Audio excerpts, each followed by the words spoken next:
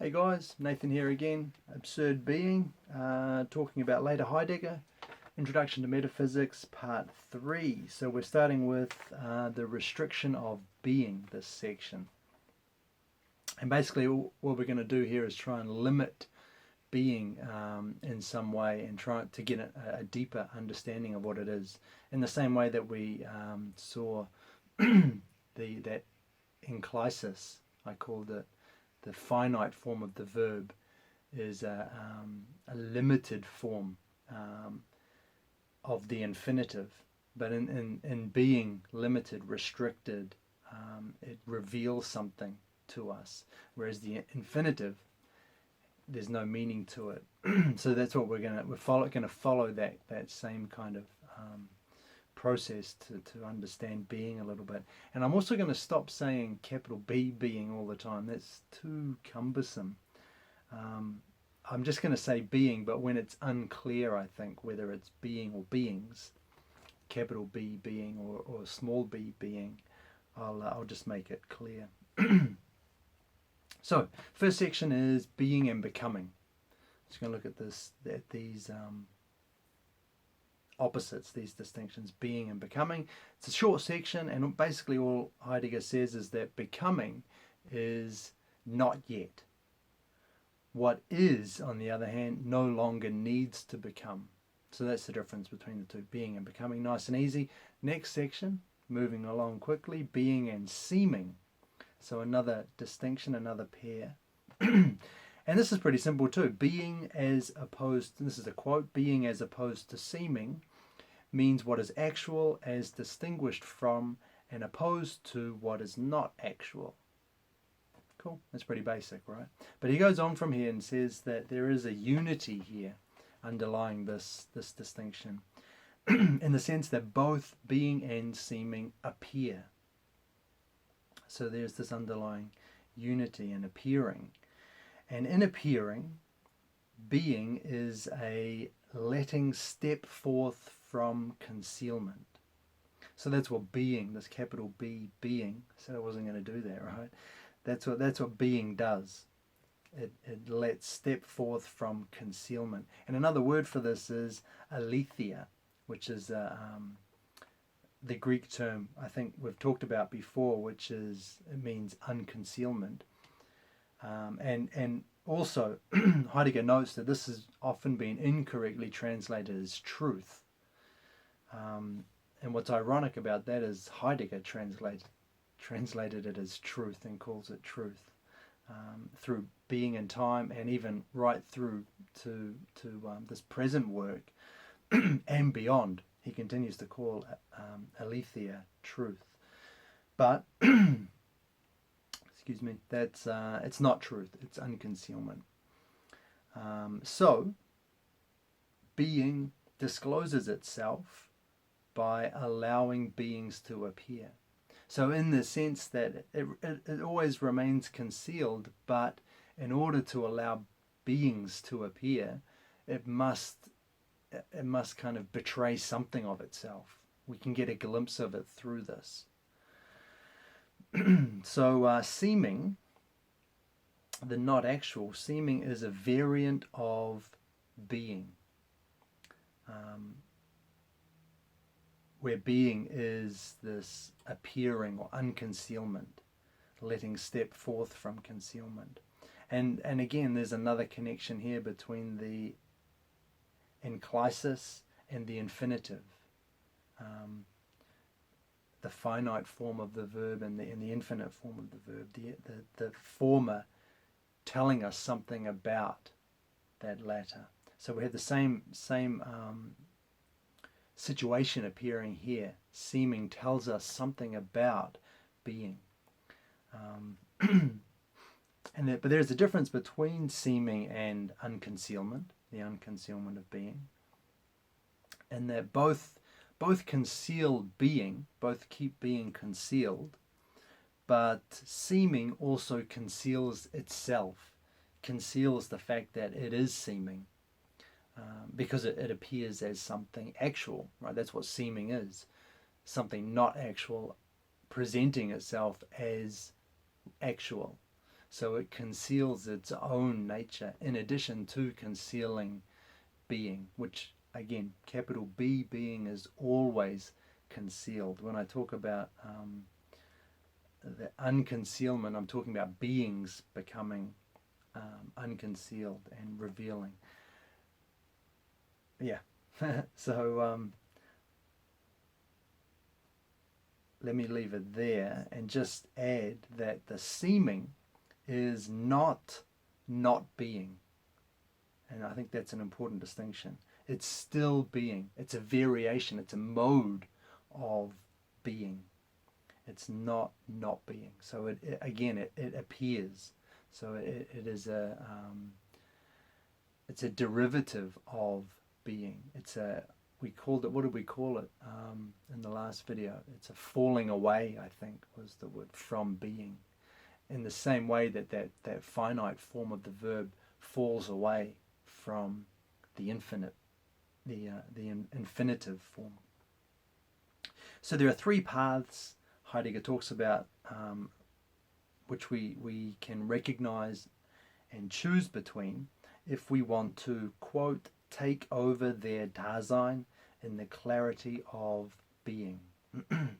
So there are three paths here if we want to become historical, another way to say that. Three things. One is bring being to a stand. So that's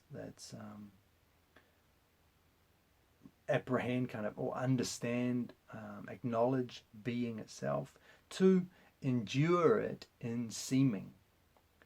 So we have to bring being to a stand, take what is, and also endure it as seeming, as what's not actual. And three, tear both seeming and being from the abyss of not being. So don't get caught up in this idea that either one of those is not being. Being is, seeming comes from, it's a mode of being. So we have that. There are two things here, being and not being, but the seeming comes from being. It's a mode of being. And he says that we can decide for or against these three paths. So it's not so much about choosing which path we're going to take, which of the three, but more about this is the way I read his what he means by deciding. It's not about picking a path, either being or seeming or tearing both from not being.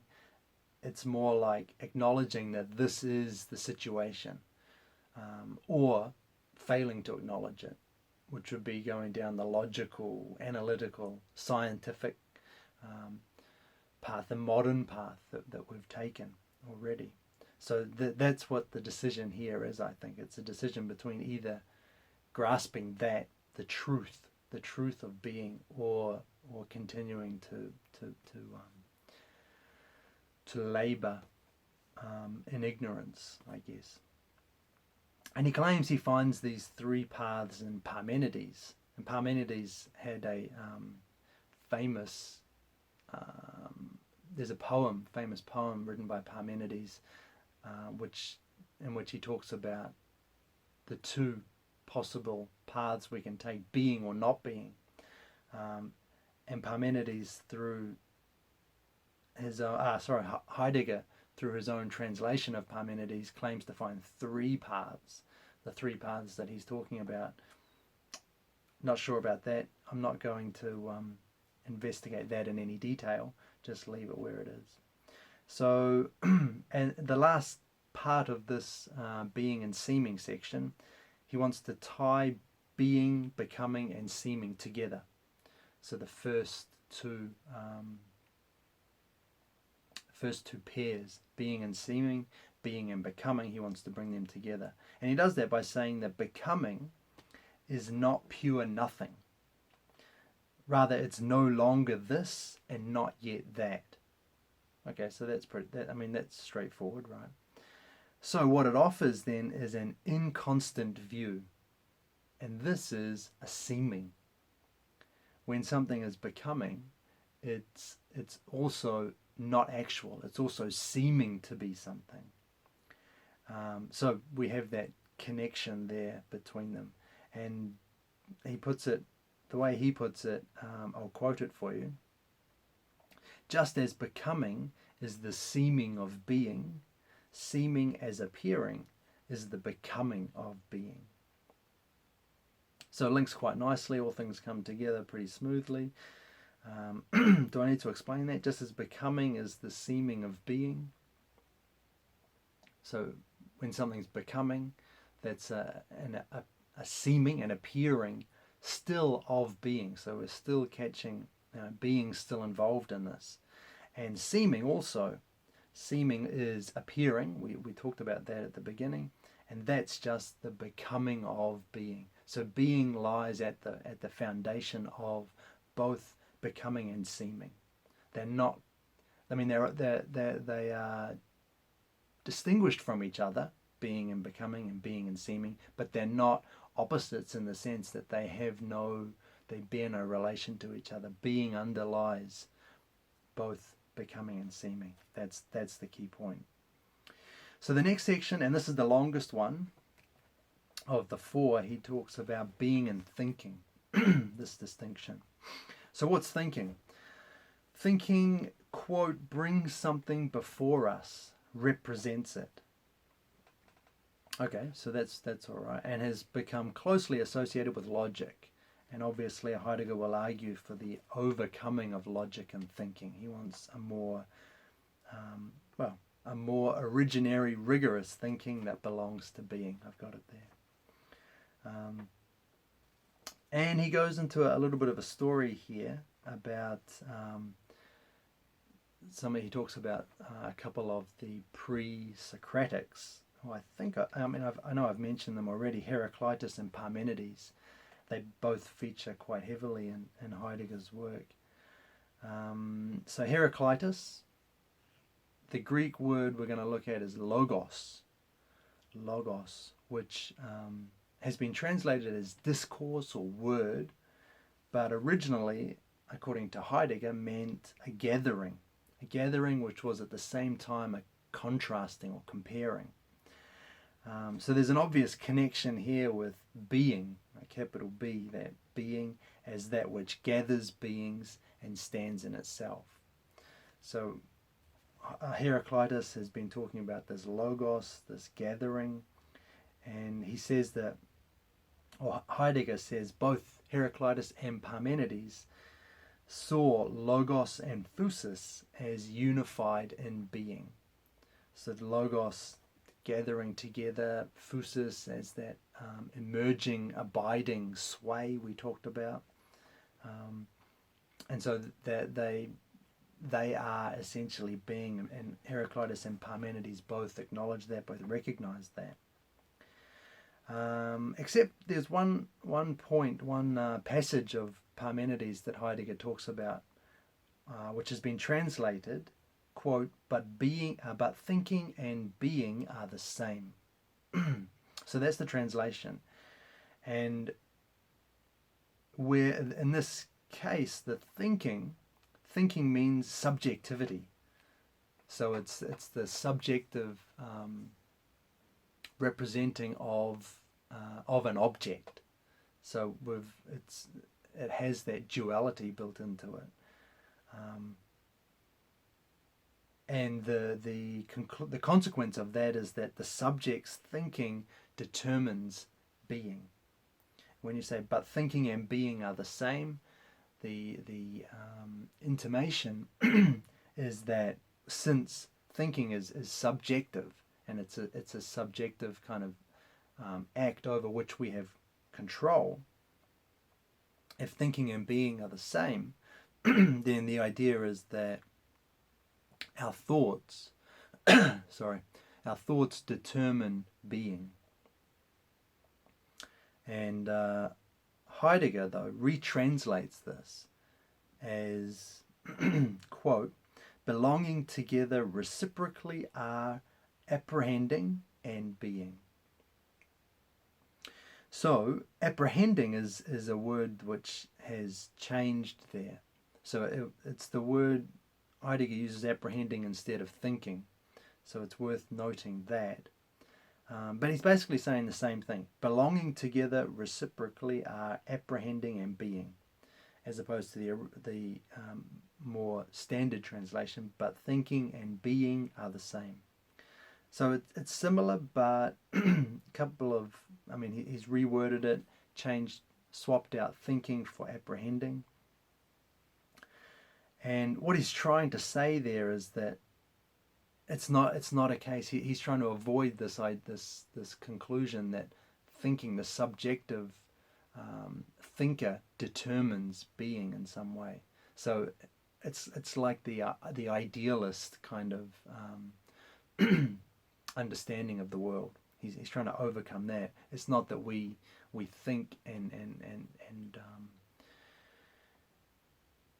and our thoughts or our opinions kind of force being into a particular mold.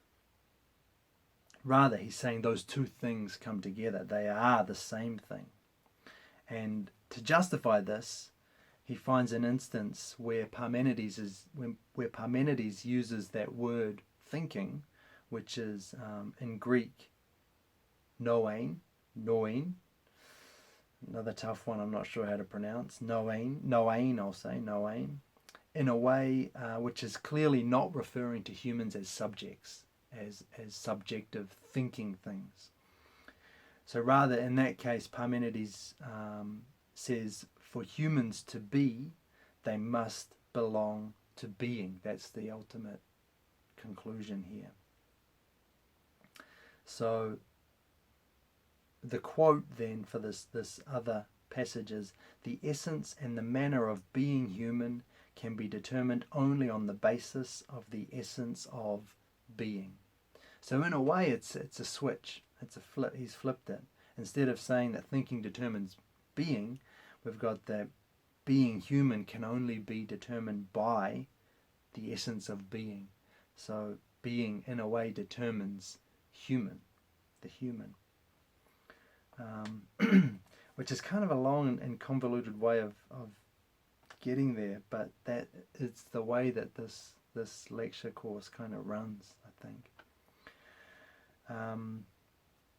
So we've got that idea that the human being is determined on the basis of the essence of being.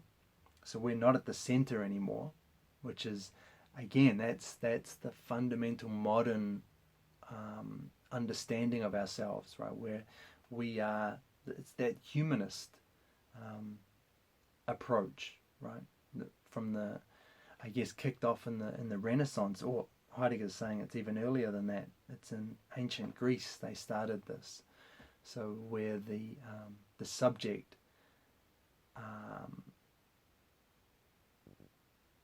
determines objects for itself. So there's, we're the center, and we're just kind of picking objects from around us, and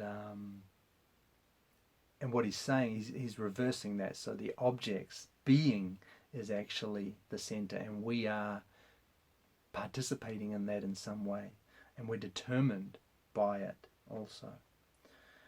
So then he goes on to talk about what a human being is. And he says humans apprehend or represent, which is the word thinking, or noein. Noein. I keep thinking about that now. Anyway, so humans apprehend or represent, but this is not a faculty of the human being who is otherwise already defined. Instead, apprehending is a happening in which humanity itself happens, and in which humanity itself thus first enters history as a being, first appears, that is, itself comes to being, capital B, being. So basically what he's saying there is that we do apprehend, we do represent, we do think, but we do it, that thinking is not something it's not an attribute that we have, so that you don't have a human being and then thinking kind of is added to that later as like a characteristic or a quality. We are, in order to be human in the first place, we are apprehending beings. We are representing beings. We are thinking beings. So there is no human being without this capacity. So that's what he's getting at there. And any other definition of us, for example, a rational animal, in a sense it comes too late. It's kind of building on what the essence of the human already is, which is this apprehending. I hesitate to use the word thinking because it sounds like the same thing, right? A rational animal, thinking being, but it's not the same. And when Heidegger uses the word thinking, he's not meaning rational, analytical. He means that apprehending being, apprehending beings, which are standing forth for us, which have gathered and are presenting themselves in some way. So it's a more kind of foundational apprehension of thinking, of thought. Apprehension is not a good word to use. Anyway, 7 points of orientation concerning the essence of human beings. He goes on to talk about 7 things which make up human beings, and I'll just run through them quickly with a little commentary on each. So first, the essence of the human being is never an answer, but is essentially a question. And that ties back neatly with what he said in Being and Time too, where the essence of Dasein is a being whose being is always in question for it. It's never our kind of being is never fixed or set. Our being is always a question. It's always an issue for us. That's what his definition of Dasein was. What it means to be a human. We're not fixed in essence. 2, the asking of this question and its decision are historical. Again, historical, not in the sense that they occur in history, but that they are the essence of history. They are what makes history. This questioning first creates history. That's my quote there. 3, this is all the case because questioning what the human being is can only happen in questioning about being. So again, that idea that being and human beings are deeply interconnected, intertwined with each other. There is no separation, which is the way that we have kind of gone with the subject-object paradigm, if you like. And that is what everything is built on now. That's how it's just how we see the world, right? We are viewing subjects. Things around us are objects, things that we think about, we have beliefs about. They are all objects for us as subjects. But Heidegger wants to go deeper than that. The being and the human being they don't have this neat distinction, subject-object. It's a deeper connection. Number 4, only where being opens itself up, this is a quote, so I'll quote it again. Only where being opens itself up in questioning does history happen. And with it, that being of the human being, by virtue of which the human being ventures the confrontation with beings as such. So only where you have that questioning that goes to the heart of being, only then does history happen. We looked at that, and only then can we engage with beings as such, authentically, originally, through being. 5, this questioning first brings humanity back to the being that it itself is and has to be. So there's a reference to self there too, which is timely, because number 6, we'll draw it out a little bit further. In this historical questioning, humanity comes to itself and is a self. Selfhood here, obviously, Heidegger's not talking about I, he's not talking about an individual, a subject, subjective experience. The quote I have is, the selfhood of humanity means this: it has to transform the being, capital B, that opens itself up to it into history, and thus bring itself to a stand. So selfhood is also tied in with being. Everything comes back to being. Everything's built on, rests on being, including self. There is no self if there is no deeper understanding or acknowledgement or apprehension of being. And 7, the last thing, the question is not what then is a human being, but who is the human being. That's how we ought to phrase the question. So who is it? Who is the human being? There's no scholarly definition, there's no intellectual way to approach this. We can only learn who the human being is when humanity confronts beings in a way that brings them into their being, capital B, being. So the only way to understand who human beings are is to engage with the world, engage with beings, take care of beings in a way that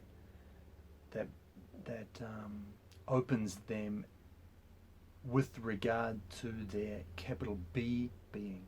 So sees through to this essence. And in a word, Heidegger calls this poetizing, as in poetry.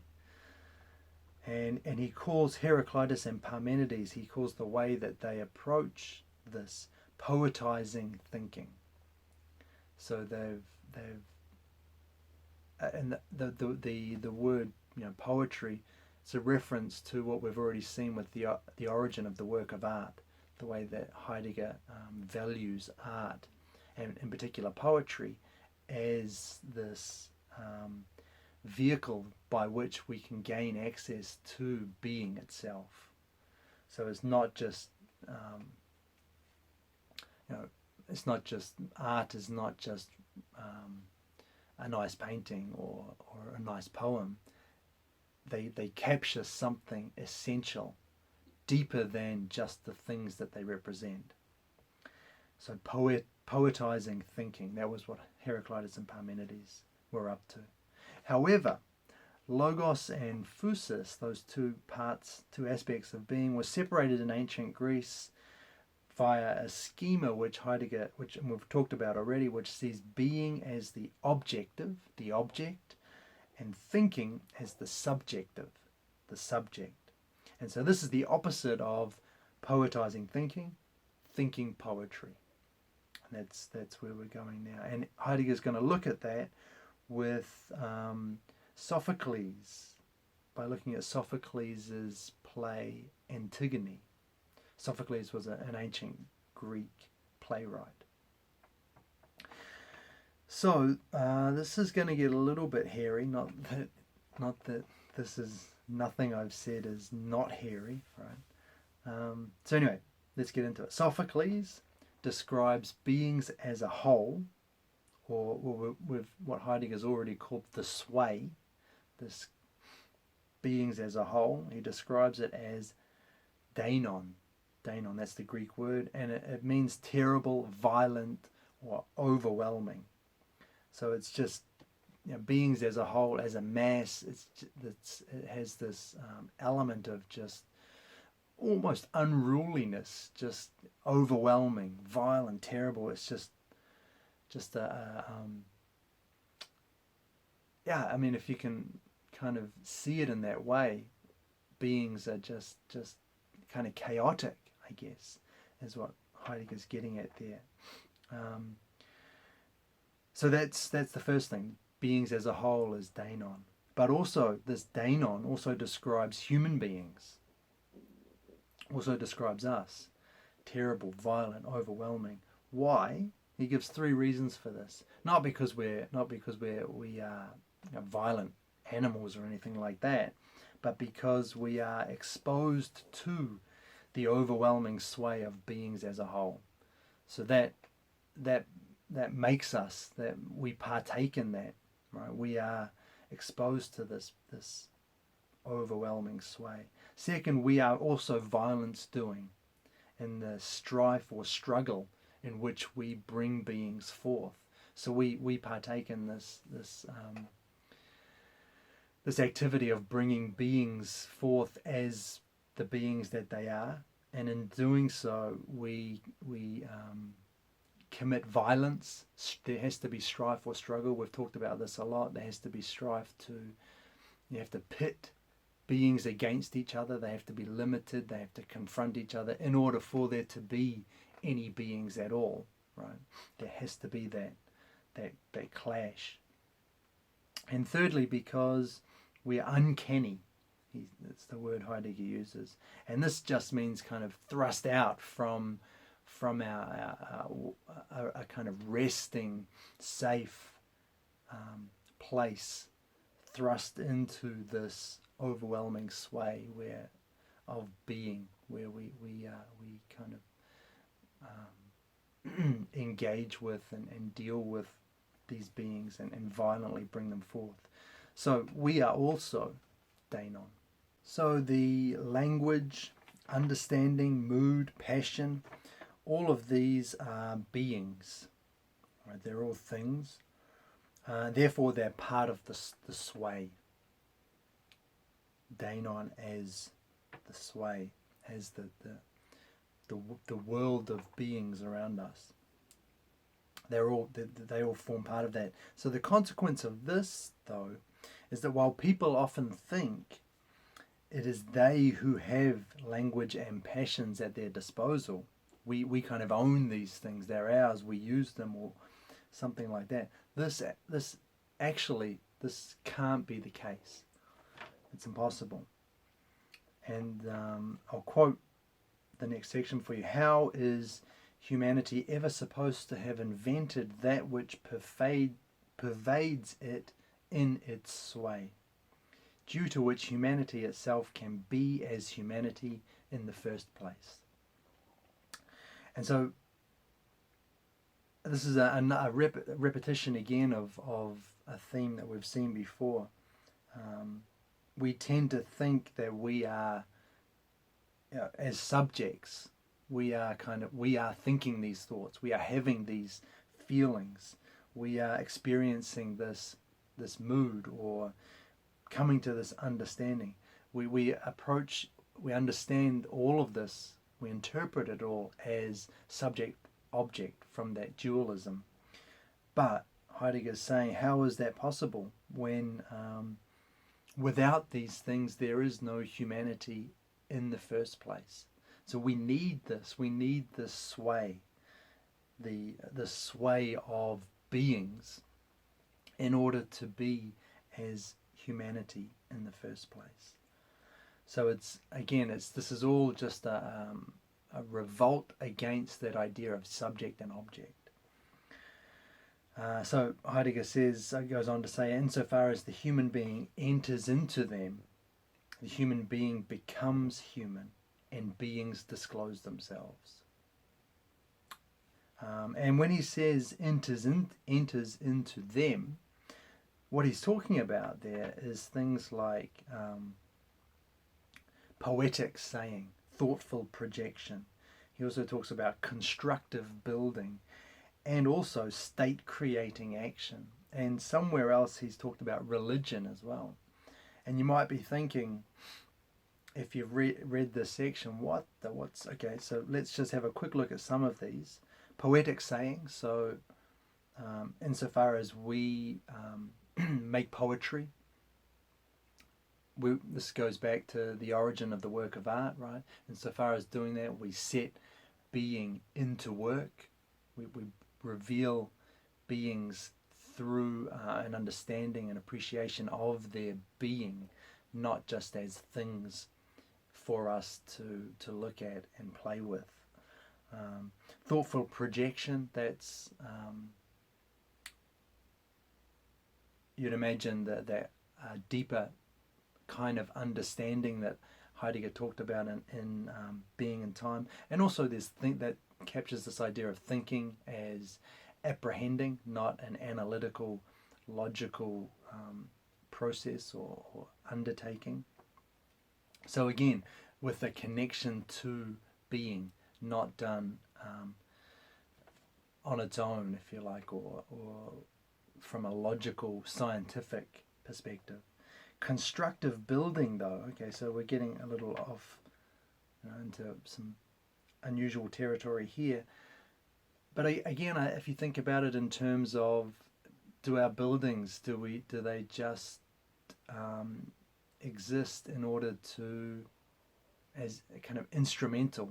Do they just have instrumental value, or do they reveal something? Do they have a deeper kind of manifestation of our understanding of being? Do they bring something to bear when we look at them, or is it just the most efficient use of the resources in order to achieve some kind of aim? Right. So that even constructive building, construction has a part in a state creating action. Same. Why do we create? How do we create our states? Do we do it from, and by state I mean governments and that kind of thing? Do we politics? Do we engage in this with an understanding of being, or have we divorced ourselves from that and just try and set up a country so that we can maximize the use of our resources? Or is it kind of just as a tool to further some kind of goal or aim? And the same even with religion, which I had a hard time dealing with. I'm an atheist, and I think Heidegger was too, but he talks about religion and he talks about gods, especially after this book. He starts talking about them more and more, and it's hard to know where he was coming from. Until last night, actually, I was reading another book, and this idea of religion, I think what he's getting at is it's a creation of, if you're thinking about religion as the supernatural, as a deity kind of looking out for us or something, that's not what this is about. And even though he uses the word religion and he uses the word God or gods, he's not talking about anything related to any of the religions that we're familiar with. What he's talking about is the way we create meaning, the way we impart meaning into things. Again, he's trying to tap into a deeper connection with things through being, which lies at the root, not just of the thing itself, but of us as well. And so he wants to tap into that somehow, and religion is a way to do that. Sacrificing. He talks about sacrificing as well, not in here, but later on. And again, if all you're doing is thinking about this from the way we'd normally imagine sacrificing, sacrificial rites and things, they're all appeasing a deity or something like that. That's not what Heidegger's getting at. It's this idea of these activities as creative activities, creative endeavors, which capture something deeper than just this superficial understanding that has come to dominate our lives. And again, let me just say it again. This is not about deity worship when he talks about religion. And I think he does mention religion in here once or twice. But yeah, again, it's always about getting at this deeper being in which the world has meaning for us, and is meaningful in some way. Okay, stop talking about it. I think I've done that to death. So anyway, so there's that. So that's this idea. To quickly summarize, we've got Deinon as the human being, which Heidegger gives another Greek word for techne, which is knowing. He translates as knowing. But again, this is not an intellectual kind of knowing. It's the ability, I'll quote it, the ability to set being into work as something that in each case is in such and such a way. It's exactly straight out of the origin of the work of art. So that's the aspect of Deinon as human being, and there's also the Deinon as the overwhelming, right? Which is the Greek word is dike. I guess that's how you say it, dike. And he translates this as fittingness, and uses some other kind of construction-like terms like joint and structure, arrangement. So we've got those two elements, two aspects of Deinon, human being and the overwhelming. And what we have, what we see there is the way that being and human being, the sway and human beings have been separated. So you now have a subject and an object, and a subject which can know and an object which is known. So that's how Sophocles is representing things for us, and that's how they've been represented since then. And Heidegger wants to take us back to Parmenides and Heraclitus and what they had, the way they saw the world. So Parmenides, when he says the belonging together of apprehending or thinking and being, is the relation between these two kinds of Deinon, which has been lost or was lost post Parmenides, post Heraclitus. Okay, so that's that. He gives us three more things which I want to point out here, and then I'm going to bring this video to a close. So three things. The first is apprehending is decision. Fundamentally a decision for being against nothing, and thus a confrontation with seeming. So we've got that nice, again, that threefold path, if you like. Decision for being against nothing, and thus a confrontation with seeming. So that's cool. That goes back to that decision we talked about at the beginning.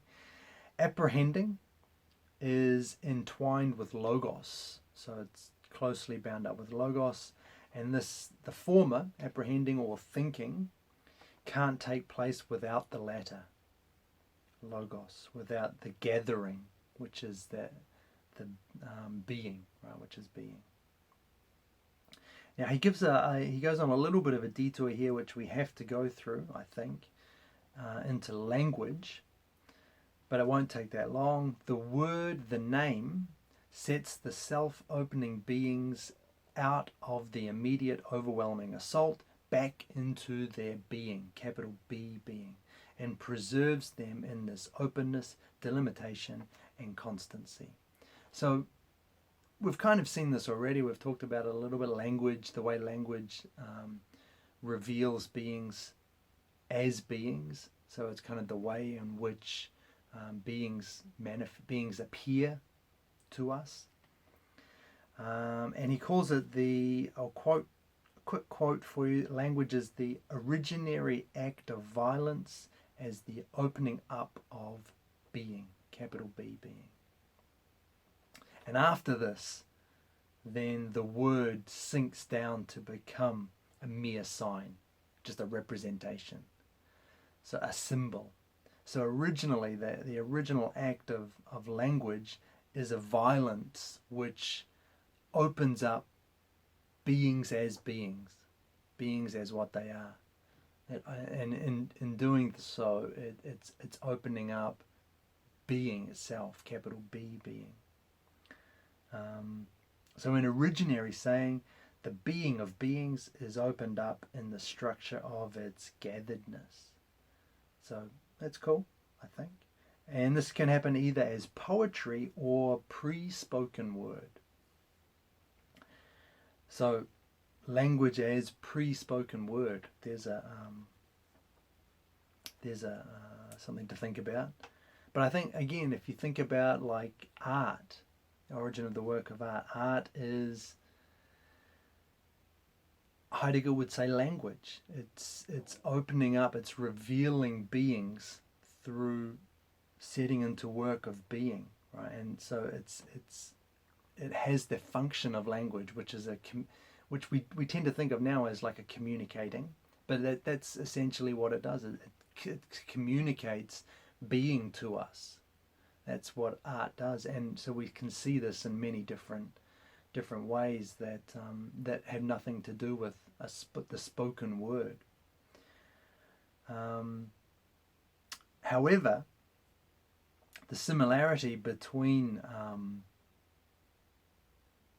the spoken word, language, and logos as a gathering, as being, is why Heidegger thinks logos was eventually misinterpreted as discourse. So logos, which originally, according to Heidegger in his translation, meant gatheredness, gathering, and it eventually came to mean nothing more than discourse or words. And the reason that came about is because that's what this gatheredness, this sense of being meant. It was a way for being to kind of reveal itself to us, or to appear, a way for being to appear, and in doing so, there's in a sense a kind of communication going on, and so it just became leveled down from there to discourse. And so that leads to the third point, which I wanted to mention, which is logos grounds language. So language comes to its truth only when related to being. Okay, I want to finish with one final note, which I think I've already mentioned, but it's important and it's worth restating. Humans don't bring about being, capital B, being. Again, that's approaching this from a human-centric position. Humans don't bring about being. I'll quote this next bit for you, this next sentence. Being violates Dasein in the literal sense, makes Dasein into the site of its appearing, envelops and pervades Dasein in its sway, and thereby holds it within being, capital B, being.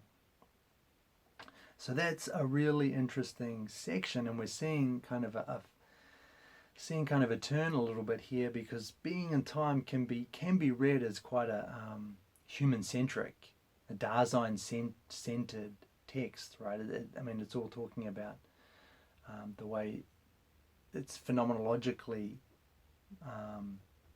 based, and the way it's grounded in phenomenology, and the way that things appear to us and for us. But now we're kind of turning away from that a little bit to see that, as he says, humans don't bring about being. Rather, being violates Dasein and takes us over and uses us as the site of its appearing.